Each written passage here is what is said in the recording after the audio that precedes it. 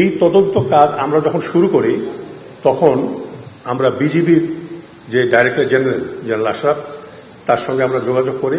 তিনি খুবই আন্তরিকতার সাথে আমাদেরকে 5 রাইফেল ব্যাটালিয়নের অপারেশন রুম সেটা আমাদের জন্য ছেড়ে দেন এবং যত রকমের সহযোগিতা আজকে শেষ দিন পর্যন্ত তিনি আমাদেরকে দিয়েছেন। মন্ত্রণালয় দিয়েছে, অন্য অন্য সংস্থা আমাদেরকে দিয়েছে এবং এইভাবে আমরা কাজ শুরু করি। আমরা প্রথমে চিন্তা করে দেখলাম যে যদি তাড়াতাড়ি করতে যাই আমরা, তাহলে এটা আমরা করতে পারতাম। সেটা হলো যে তদন্তগুলো হয়েছে, যেমন মনে করেন একটা আর্মির কোর্ট অফ ইনকোয়ারি হয়েছে, সেটার আমরা স্টাডি করেছি। আনিসুজ্জামান সাহেব, সচিব আনিসুজ্জামানের অধীনে একটা হয়েছিল, সেটা স্টাডি করেছি। সেখানে সাক্ষী বের করে আমরা তাদেরকে বলতে পারতাম যে আপনারা আসেন লিখিত বক্তব্য নিয়ে, সেগুলো পড়ে আমরা একটা আইডিয়া ফর্ম করতাম।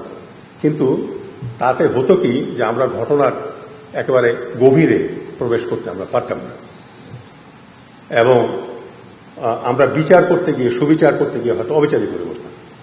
তো কাজেই আমরা লাইনটা নিলাম এই যে যে যা বলতে চায় তাদেরকে আমরা সেটা বলার সুযোগ দিয়েছি।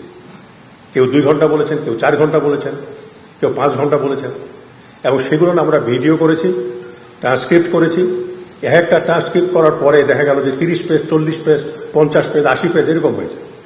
সেগুলোকে 3-4 পেজে নিয়ে এসে তাদের সিগনেচার নেওয়া এবং সাক্ষীদেরকে সন্তুষ্ট করা যে তারা যা বলেছেন সেই পয়েন্টগুলো সেখানে সন্নিবেশিত হয়েছে।